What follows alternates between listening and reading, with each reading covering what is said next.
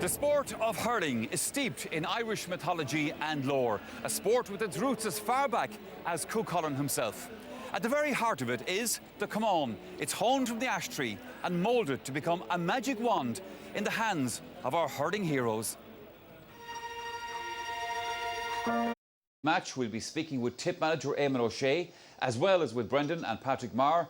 And from Kilkenny, we'll hear from Brian Cody, and in his only interview ahead of today's game, Henry Shefflin, because he spoke exclusively with the Sunday game. We will also be getting the views of these three wise men here in studio. Tomás Mulcahy, Gerald Nan and Cyril Farr. Gentlemen, you're very welcome indeed. Looking forward, Tomás, I know, to the game up in Dublin last night. And I hear that you were socialising with the Tip team of '89. And of course, we'll be seeing them here later on as well. No, I'll rephrase that. No, I wouldn't say I was socialising with these guys, right? I happened to meet Joe Hayes in the lobby of the hotel yesterday, and they were all excited about today and got out waving to the crowd for 25 years. And, yeah. Like, some great players in that team, and the Englishes and the Foxes and the Bobby Ryans of this one, but like in a panel of players, you always have a character, and Joe Hayes certainly is that character. So he tells me yesterday evening, he's trying to convince me that he paid €70 for a new suit, and the new suit is going to be white. So when he comes out today, I think there's going to be more like Joe Dolan than Joe Hayes. But he said about Nicky English, he said, Nicky, I know when you come out, you're going to get a big reaction. He says, but when Joe Hayes comes out, he says, the crowd is just going to go wild. So looking forward to seeing that. As he said to me one day, he says, who is the best player in Tipperary and why am I? Typical Joe, typical Joe. Ger, looking forward to the day, obviously, although presumably you won't be looking forward as much as you did last year, 12 months ago when Clare won, but this is still a very special day. And you think last year was going to be the start of the new revolution in hurling with all the underdogs coming through, but what have we back here? Our two usuals, Kilkenny and Tipperary. But funny enough, it's all the better for that, because they have given us such magnificent contests over the last few years, since 2009 really. Those two finals, I think, 2009, 2010, were the best we have ever seen, or among the best we've ever seen. And you know, there's a feeling today that kind of the end of that cycle is coming, especially for a lot of Kilkenny greats that are there today, but also for some of the Tip greats, you know, the like Lara, Owen Kelly, you know, maybe Paul Curran, fellas like that as well. So, you know, whoever wins today, I know Tip have endured an awful lot, but they did stop Kilkenny for the drive for five. And today, they aim to stop Brian Cody and a certain Henry Shefflin from getting that 10th medal. So it's just a massive game, and one that we just can't wait to start. Mind you, the other side of it, Jerry, is they could pay for stopping them doing the drive for five as well. Cyril, I was talking to John Milan of Waterford a little bit earlier on downstairs. He accused me of hedging my bets because I couldn't say who was going to win today's game. But sure, for most people, it's impossible to say. It's that kind of a game. I just feel going into the game like that Tipperary under treble pressure. Like, I know over the history, like, they've bet 17 times and say Tip have won 10 and Kilkenny 7, but in latter times, Kilkenny are on top. But there's pressure on Tip today to win, because like, they're getting so near to them and haven't got over the line. Now, if they get over the line now, that it's kind of 2-2 in the last four. But if they don't get over the line, if Kilkenny win it, that Tip team kind of is probably gone. It's only coming. So there's a trouble. I'm not saying there's as much at stake for Kilkenny to win, but to me, there's more at stake for Tip. Because if they don't win, like, they're kind of gone off the radar again. Whereas if Kilkenny lose, they've won so much. Look, they don't do anything to anyone. It's going to be a great game, as Ger said. Like, they've given us over the last 10 years. Kilkenny have been the benchmark. Tipper coming to try to knock them off. Got there once. As the boys said, them two finals are unbelievable. I think we're up for a great final. There's going to be terrible. You know, the ref is a big say in it. I hope he just lets the flow down, because it's going to be hard knocks, fair and hard. And I was really looking forward to it. Tasty, as they say, I think is what we're going to see. All right, who then will be lifting? We're down here under the stands and we're going to check in on today's match officials. Hey lads. Hey Barry. How are you doing? Not too bad, thanks. You're the man in charge today. Today's big match referee. How are you feeling? I suppose nervous now, Claire. I mean, just got here, just arrived about 10 minutes ago, so huge crowds and big occasions. So umpires and the whole lot of us are nervous. The only one not nervous here is Brian Gavin, but Brian Gavin doesn't do nerves, so that's why. Is it like another match, or is it different because it's the final? I suppose you could say it's kind of cliche, it says like another match, but really it should be in a way. Like from half three onwards, once it's thrown in, then all the protocols and all the build-up and even the crowd tends to fade into, not insignificance, but you know, it should be just another match and same rules, and it'll be as fierce contested as other matches are, like between these two teams. So yeah, it is just another match. You've plenty of experience, so this will be your fourth time? Correct, yes, yeah. So far. So you've plenty of experience of the big day and all the hype. Yeah, you'd hope to use that experience away, but then, you know, you don't know if something could go wrong. You try and just focus and keep refereeing the now and never mind looking on the past. Like, so we'll make mistakes, I've no doubt about that, but hopefully the mistakes will be minor and not have any great consequence for either side. And as throw-in approaches now, what's the routine for you and the lads? just get water on board and just have a chat among ourselves. And I'm sure the umpires are nervous too, like, and just get ready then, I suppose. From about 2:45 onwards, we'll get mic'd up, and about 3 o'clock then we'll get our instructions to go onto the pitch. So. And what's your hope for the day for you and your team come 5 o'clock? That about 5:15, that there's no one talking about me or the 2 linesmen or the 4th official or the 4 umpires, that they're talking about an outstanding piece of play by a player or a brilliant save or a great catch or something like that. It is about the players ultimately. Despite what people think, it's not about us. We're just here to facilitate things, not to be the headline act. Well, thanks, Barry, and best of luck to you and the team. Thanks very much, Claire. Thank you. Thanks. All right. You know, this might be the last one, so again, you just take in every moment that comes with it. Immediate concern for Henry Shefflin. Is the gamble about to backfire? When the injury happens first, you feel self-pity in yourself. You know, you're a bit down in yourself, and you're questioning yourself. But I think once you get over the operation and you get back on the road to recovery, then I suppose it's very much a mental thing, that it's a drive within that you say to yourself, I want to do this, I want to get back. So you put all those doubts out of your head. Of course, they come in at different stages when you get setbacks, etc. But I think if you have that drive within, no matter what you want to do, I know it's a cliche, you'll achieve what you can achieve. So, and that's what I always aim to do. Henry Shefflin comes on for Mark Kelly. That's the first of the changes we're going to see. You know, I'd love to be playing, I'd love to be, you know, playing every game, but, you know, you respect management and they make the decision, and Brian and his management team have done great, and here we are sitting in this situation where we're in another All-Ireland final, and it was very much about the panel. And I said it, I would have sat in front of you saying it's about the panel of players, and I'm one of those panel of players now. So yes, it is a bit different, but at the end of the day, it's still about, you know, going training and putting in the effort and trying to be successful. Is it something Brian Cody and yourself would have discussed, or did you just look at the team sheet to see where you're on? Oh no, there's no privileges. Some people would be surprised to hear that, but there is absolutely no privileges. But obviously, myself and Brian would have a very good relationship, so he would say to me, look, you know, in the lead up to matches, he would talk to players as well as non-players that... Winner today, Gerlach Nan, you saw an emerging Henry Shefflin right in the early days as he came through in Kilkenny. That's the thing like about it, you know, how long he's there. I mean, I consider it a lifetime ago nearly since I was a manager at Clare, but in '99 here, he played against Clare, his first championship game under Brian Cody. He's in an All-Ireland semi-final. And what struck me about him, even, you know, not having known him at all before that, because believe it or not, he was only a goalie on that minor team, you know, and he made no impression at minor. The same as me, Kavanagh and Noel Hickey did either at the same time. But on that day, like, the presence he had at centre forward, the confidence he had, you know, even as a young lad coming out, he had that presence and that confidence, and he had that brain. You know, DJ was beside him at the time, and the two of them had a kind of a telepathic relationship between the two of them. You know, I remember one time a ball came out, and Brian Lohan came for Henry, and he just gave it the slightest little flick into DJ's pack, ball in the net. And how many times has he done that in the meantime? Sure. You know, there's no point in going back over all his records of 9 All-Irelands and all that thing.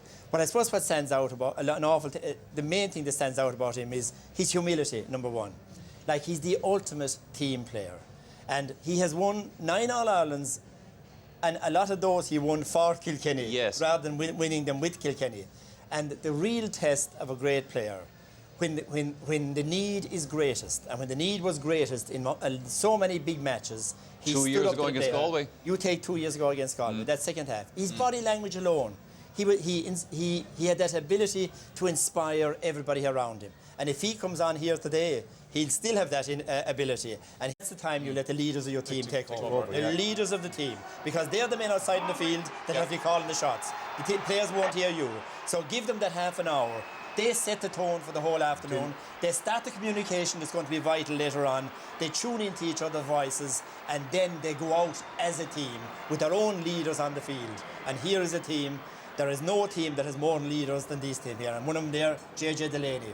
You know, has seen it all before, but it's like his first one another way, such as his enthusiasm. And this man here as well, of course, Henry, he'll have had a huge influence on the dressing room as well. So they are the men. The game is about them, and from half an hour before the game, they are the men that I would let take over. Would you have started Shefflin? No, I know he's ready to go. I think talked to him right. about this. He said he's ready. He's ready to go, but you see, Michael, he hasn't played 70 minutes in any game, in intercounty game so far. So, you know, it would be a huge a huge gamble to start him. And as Tomas said earlier on, the last time they started him in 2010 when there was a question mark, that time. I know he wasn't fit, but I think he could have a huge influence when he comes into the game. Now, he could have done a Peter Canavan in it, put him in at the start, take him off, bring him back on again, but that's not Brian's style. Sure. Brian's style is... I think the biggest call that has happened in Kilkenny, Michael, has been the goalkeeper, right? I mean, I was going to say there was a couple of guys ready to go in this final, but they're not on the team. No, yeah, exactly right. And you've a captain is sitting on the bench as well. And you look over the last couple of weeks, what has gone on in training? I mean, people run about Padraig Walsh. I'm probably disappointed that Padraig Walsh didn't make the team. I spoke to DJ last night, and he says in training Padraig Walsh and Michael Fennelly had a collision. Now, if you hit Michael Fennelly, you're going to be hurt because he's a strength and fitness coach, and he didn't make it because of injury. But there was a lot of hard calls to be made in that team, particularly the goalkeeper. Owen Murphy comes back into, he probably was number one choice at the start, right? Lost his position through injury, but coming into an All-Ireland final, it's a huge call. But Padraig Walsh gives them is he gives them an option for the half-back line, from midfield and the half-forward line. Yeah. He even played centre-forward in the game this year, so he gives him huge options. So maybe rather than dropping any one of those, he was better to keep Padraig as a real good option for any of those. Michael, do you see the way they ran out in the pitch? In our time, we talk about coming out. Yes. Our time, there was a big kind of an old rusty iron gate, and you'd be given the time to come the exact minutes.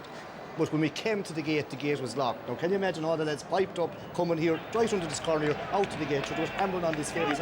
We made sure the gate was locked. We planned that, But it can happen. Maybe you should have gone home. You probably lost that there. Go back to team selections, right? I mean, you're looking at Walter Walsh coming into the fray as well. I mean, if Kilkenny go down the two-man full forward line that people are predicting, you're going to have a TJ Reid inside, you're going to have Walter Walsh.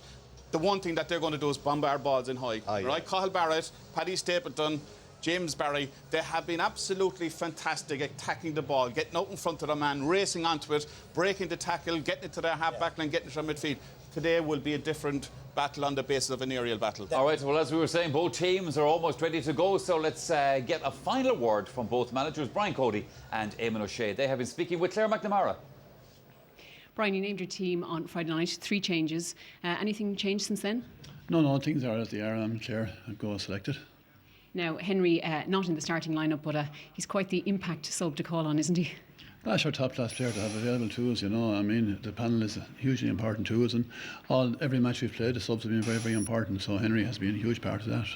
And you can imagine, I suppose, how he would lift your team and lift a crowd when he does hopefully appear at some stage in the final. Yeah, sure, I mean, he has that ability to do that, and he has that influence will be there.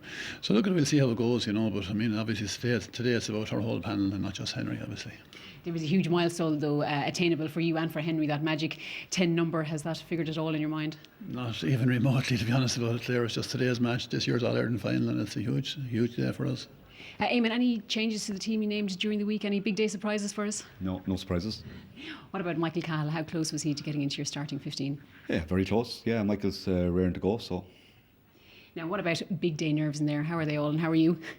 Fine. I mean, a lot of those guys have played in big games, Tip have been at the top for a while, and so we're good. Yeah, we're here to work. You've been here, of course, as coach to Tip in 2009 and 2010, so you know what it's like to lose and to win against this Kilkenny team. Yeah, it'll be great. There'll be very little between the teams, it'll be a great occasion. Stephen, the weather is great, so I expect a great game. I suppose there's a feeling that momentum is with Tip, that it's been building since that first day out, that first defeat to Limerick. Yeah, this is a different game, it's just a game that's played in its own merits, and the team that works hardest will probably win the game. We're here to work.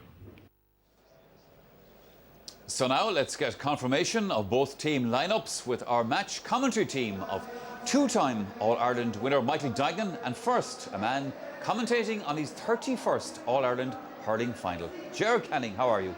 Very well indeed, Michael.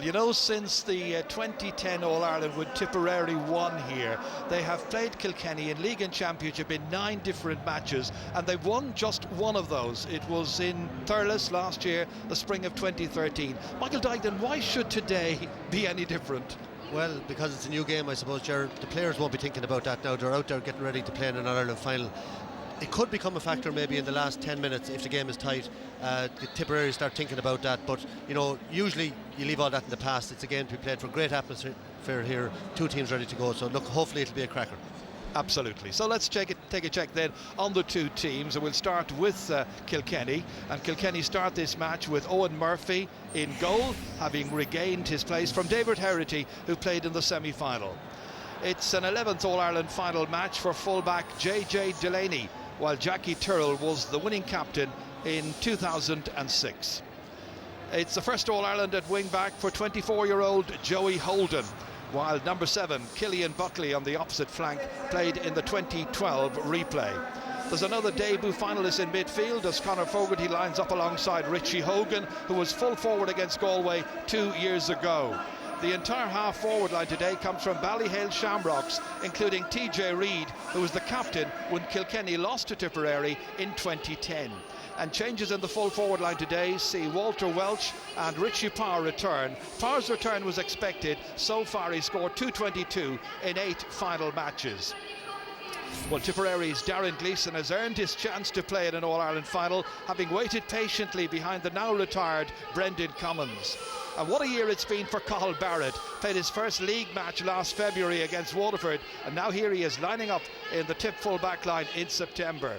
It's an All-Ireland final debut as well for James Barry, wearing number 5, but likely to play full-back in a switch with Paddy Marr. James Woodlock missed the 2010 final because of injury. Today he's one half of Tipperary's centre-field pairing with Shane McGrath. The highly influential Patrick Bonner-Marr starts at centre-half forward with another All-Ireland final debutant, CIT student John Bubbles O'Dwyer, to his left. And then inside, in that inside forward line, it includes current top goal scorer and scorer-in-chief Seamus Calnan, the 2010 hat-trick hero Lar Corbett, and Noel McGrath, who may play his usual deep-lying role. Kilkenny and Tipperary have been meeting in the championship for quite a while, for the 6th year in a row now at this stage, but it's a rivalry which fires the imagination, and Michael, it simply never loses that wonderful attraction. Now, Gerard, there's absolutely no doubt whatsoever about that. But right now, though, it's time to get the views of two men who played such a part in this rivalry in recent times. Like, you know, this, you know, when half 3 comes, it's going to be very, very serious. You know, by 5 o'clock, that's going to come by in 5 o'clock, 17 minutes. It could be even more serious, you know. But I suppose what we're all concerned, or what Liam Sheedy said there, really, that, you know, Tip are so anxious to get ahead at the start. Big time. You know, that everything on the Tipperary game plan is get ahead at the start, you know, because when you get ahead at the start, you force Kilkenny to come forward that little bit and not to crowd their defence like they did against Limerick. If you think in the semi-final, that was the one thing Limerick didn't do at the crucial time. They just couldn't get ahead, you know. So Tip are absolutely banking on everything on this in getting ahead earlier on in the game.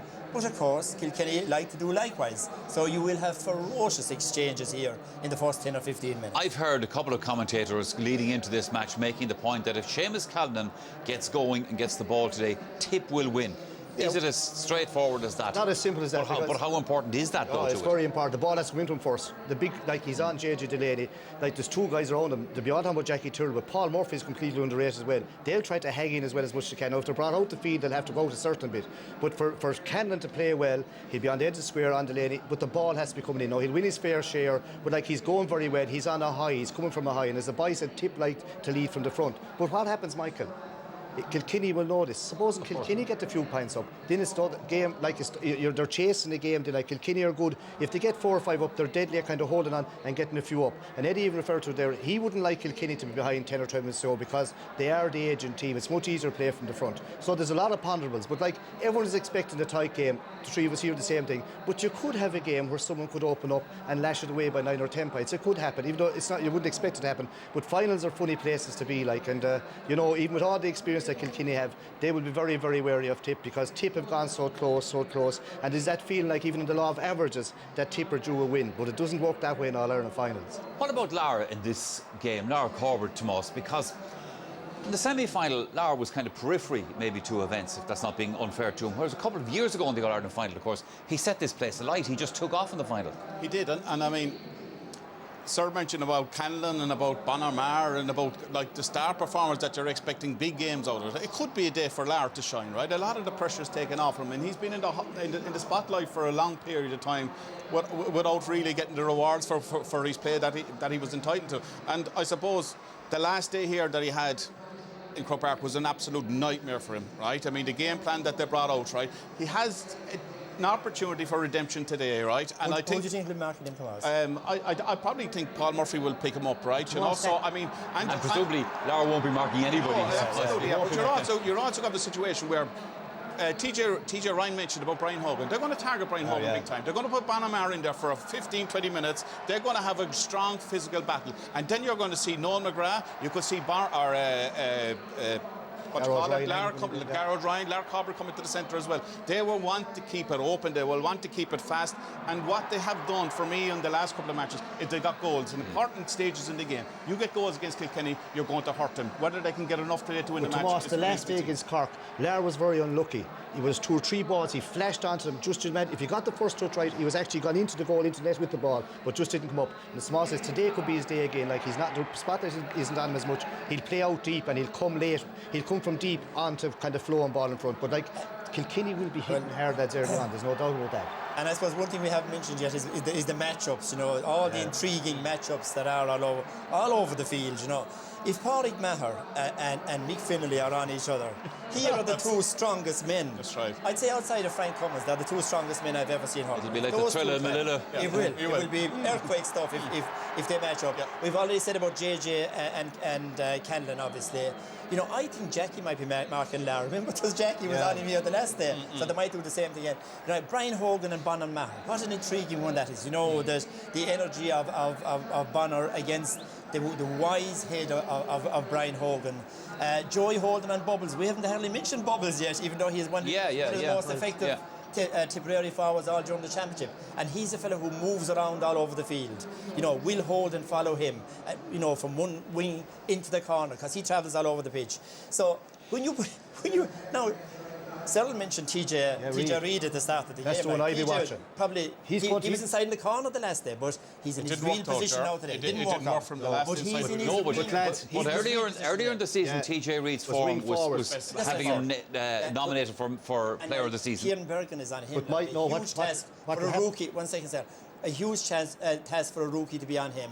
And then you have your 2 inexperienced goalies. So there are so many intriguing aspects to this game that you rarely get, even in the final. I expect TJ Reid to line out full forward and they'll target James Barry, who's playing very well, but isn't the full back at all. Now, Reid is deadly in there, and as you said earlier on, they'll bombard. One year against Waterford, it was like missiles coming down here, high ball. There's one concern, right, with Kilkenny for me is they picked a big, strong forward division. Physical. Lacking a small bit of pace inside there, you know, and that could come against them big time because that full back line are very, very aggressive. I mean, James Barry, people talk that he's an easy touch, but he's not. All right, lads, as you can see, at the moment, the teams are lining up beside the red carpet because Uachtaráin Herden, Michael D. Higgins, is here for Hurling's big day and ready to meet the teams. So let's go back to Ger Canning for the moment. Yeah, here he is, President Michael D. Higgins, ready to come out along with Uachtaráin Common Luke Lasquel, Liam O'Neill. On a beautiful afternoon at Croke Park, we had splendid, lovely warm weather earlier on. A little cloudy at the moment, but nonetheless it's warm, it's pleasant. A capacity crowd here. Brian Cody